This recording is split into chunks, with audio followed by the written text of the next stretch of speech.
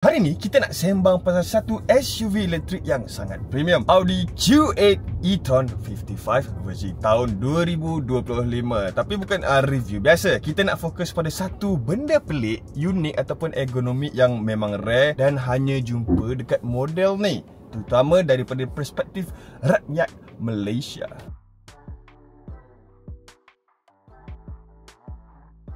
Pertama sekali, pintu soft close. Bila tutup pintu, tak payah nak hempas kuat-kuat, tolak sikit je. Pintu akan tertarik dan tutup secara senyap. Memang mewah habis. Sebenarnya saya sendiri pun tak sedar features ni. Bila kita ambil kereta, asal macam lain lah, saya tutup macam tu. Biasanya benda ni kita akan nampak dekat kereta-kereta ultra luxury macam Mercedes S-Class ataupun BMW 7 Series. Tapi Audi bagi dekat SUV elektrik ni, untuk diorang yang bawa anak kecil dan duduk dekat kondo yang senyap, ini memang benda yang sangat praktikal sebab tak mengganggu jiran setiap kali keluar masuk kereta. Bunyi macam pelik, tapi sebenarnya ada jenis-jenis kondo yang memang particular pasal bunyi tu pun bising. Bayangkan kalau bunyi two stroke lagi lah kan.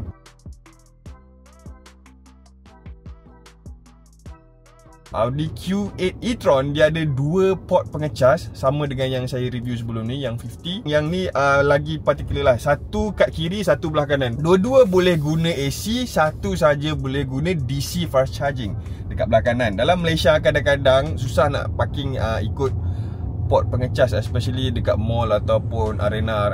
So apa Audi buat, dia letak dua-dua belah. Sangat senang dan fleksibel. Tak payah nak pusing-pusing kereta semata-mata nak capai dekat port charger tu, tak payah. Tapi saya sendiri pun pengalaman saya charge kereta ni biasa dekat Petronas yang dekat NKVE tu, so senang lah sebab orang tak berebut kat situ. Dekat tengah konsol ada satu lagi skrin khas untuk kawal aircon. Tapi dia bukan skrin biasa, dia tekan yang ada rasa klik macam butang fizikal. Diorang panggil haptic sebab dia guna teknologi haptic feedback. Nampak canggih gila, tapi ada juga yang rasa susah nak guna masa drive. Tapi bila dah biasa, memang dia terasa lah futuristic sangat-sangat. Ini ciri yang jarang lah kita nampak pada SUV lain dekat Malaysia. Saya pakai ni kali kedua dah, memang lain sikit lah. Tapi nak kata haptic tu sebenarnya dekat infotainment main dekat tengah ni pun ada juga, cuma tak macam bawah ni yang every time pun ada.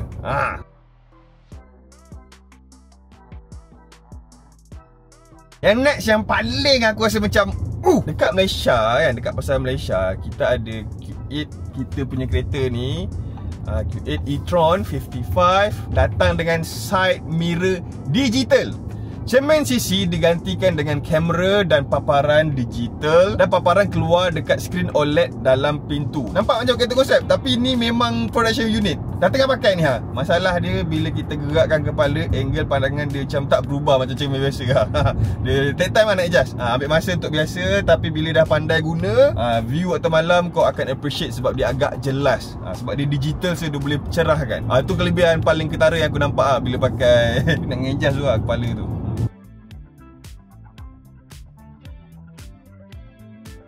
Kau tengok material dalaman C8 e-tron, dia ada microfiber and kulit foil. Tapi bunyi macam biasa kan?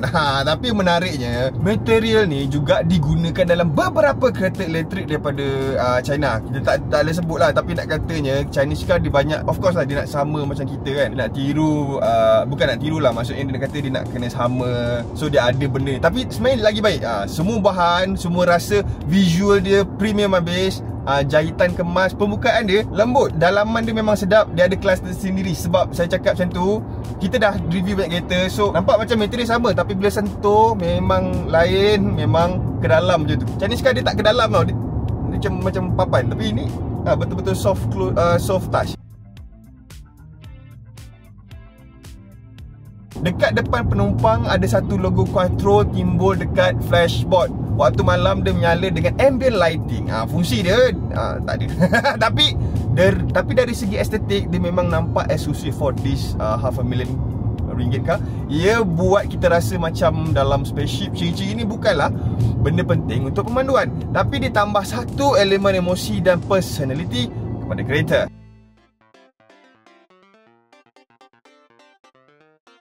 Dekat tempat duduk belakang, pemegang cawan disorok dekat dalam armrest tengah.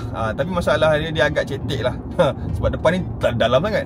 Kalau letak tin ataupun botol plastik boleh, tapi kalau letak teh ais, plastik star mamak, memang tak sesuai lah. Cawan dia boleh sengit. Audi mungkin reka bentuk untuk pasaran Eropah, bukan Malaysia yang suka minum air dalam plastik besar. Tapi daripada segi kemasan, memang dia nampak kemas dan dia nampak premium. Boleh lah, nak katanya ada lah cup holder. Yang tu pun saya tak faham juga, sebab dia sebenarnya particular kat belakang, tapi boleh sampai cup holder tu saya tak tahu kenapa dia tak nak macam fine tune untuk Malaysia.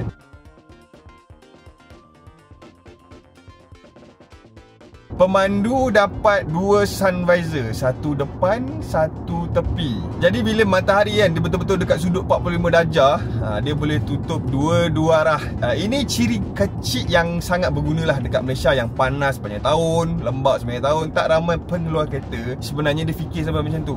Dalam trafik dekat ADP, memang kita akan rasa berguna sangatlah ciri-ciri ni.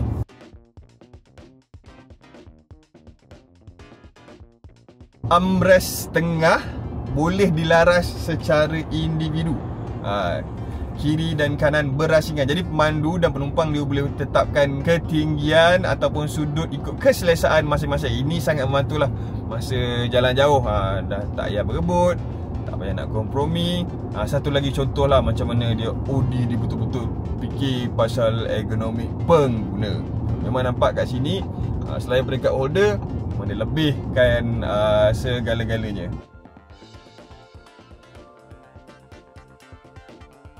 Walaupun SUV elektrik, Q8 e-tron dia masih lagi flexibility dia bagi dekat penumpang belakang. Kerusi belakang boleh laras ke depan ataupun belakang boleh recline. Tu jaranglah sangat kita jumpa dekat EV segment ni. Untuk orang yang selalu travel balik kampung, jalan jauh, dia memang berguna sangat-sangat sebab boleh ubah posisi ikut keselesaan, macam duduk dekat business class.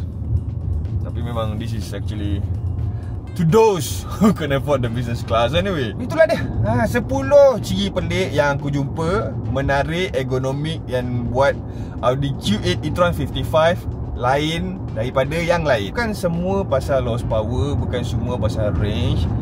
Range dia dalam 400.5 macam tu, tak adalah jauh mana. Tapi kadang-kadang benda kecil ni lah yang buat cup holder, ambient light, sun visor. Benda macam ni kita boleh buat kita jatuh cinta lah dengan kereta. Tak semestinya range sahaja. Sebab ada satu orang dia lebih pentingkan features, walaupun performance kereta ni macam nak gila juga. Memang laju gila. So apa pendapat korang? Terima kasih kerana menonton video ini. Sila subscribe to this channel sekarang, sebab kalau korang tak subscribe kan terlepas pula video-video lain nanti. Beli Aeri Lavia Fresh untuk dapatkan pengalaman memandu yang lebih baik. Saya Zakirin, jumpa lagi lepas ni. Bye bye.